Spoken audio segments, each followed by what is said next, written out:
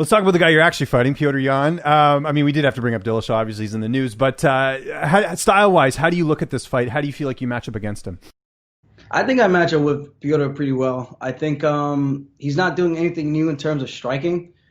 He's got a couple of tricky things that he does that I'm making sure my guys emulate in training, in our drills, and, of course, in sparring. And I don't think it's anything that I'm not going to be able to pick up on. He's going to have to bring something new to the table to really catch me off guard. And I think that's the difference for him, where if he opens up too much with his striking, which he leans forward, falls over sometimes, it's going to open up some prime opportunities for me to attack, get in on his legs, slow him down, wear him out. And if I got to make it a dirty fight, I'll make it a dirty fight. I'm not looking to hump him for 25 minutes. I'm looking to maul him and get him out of there.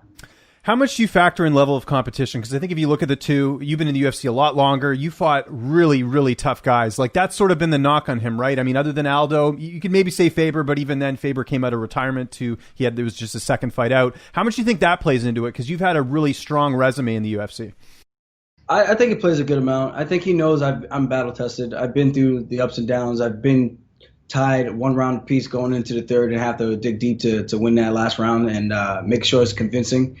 And leave a stamp on it to, make sure they remember that I won that fight kind of thing. And I don't think he's ever really had that. I mean, the one fight that sticks out to me was the Jimmy Rivera. He got outstruck the entire fight outside the last 30 and 20 seconds of the first and second round, which is kind of crazy because then he broke Rivera's nose, which it looked like he plastered his nose on his other side of his face with one of those kicks. And then the third round, he gets outstruck by Rivera, which is it's kind of weird. So you can't do MMA math, but I had a clean sweep against Rivera, and in terms of competition, I think I fought tougher guys. I will say Aldo was his toughest test. I think you see what Aldo did to Chito Vera this like recently. You see that he still got it. He can still swing those things, and he bangs, So I think that was his toughest test. But they trained together, so I think there was a little bit of a respect factor. You got to factor that in. I think also them training together, Aldo laying on his back and kind of hanging out with his hand behind his head. He probably thought that he could have relaxed down there, and Yan crushed him to the body. And I think that was the changing of the tide of the fight.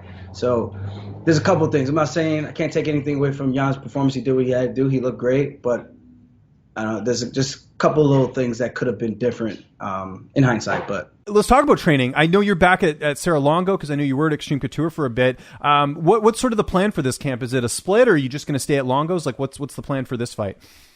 Yeah, I split before, and then I was going to finish up in Vegas. They were going to meet me out in Vegas, and then the same thing. Now I'm just starting here again, and then I should be heading out the day after the Poirier-McGregor fight, or maybe the week after that. I'm still undecided. I have my flight already booked, but I might stay an extra week just to get a little bit more work, depending on how good the training is and everything. I feel good, and that's really it. Now that I'm cooking, it's kind of nice. My weight's actually coming down a lot faster compared to when I'm not cooking. I'm just ordering out all the time, trying to make meals that way. But when I'm in the PI, it's just super easy. So the weight just slides off compared to just ordering food and having to pick and choose. It's just a lot more mental work. When I'm in Vegas, everything, the dummy work is taken out of it. I don't got to make my own strength and conditioning workouts. I don't have to worry about PT work because they take care of it for me in meals, and it's nice. It's nice.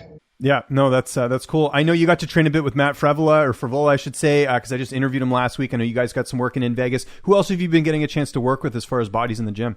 Along goes and working with my guy, Anthony Delemy. He's an amateur still, looking to go pro his next fight, but he's a hammer. Ali Abdelaziz got to watch him spar with me down in Vegas because I brought him out for that, and he didn't know who he was, and he was shocked. He was like, dude, who is that guy? He's a very high-level striker. I was like, yeah, this guy's a hammer. He just doesn't know it yet.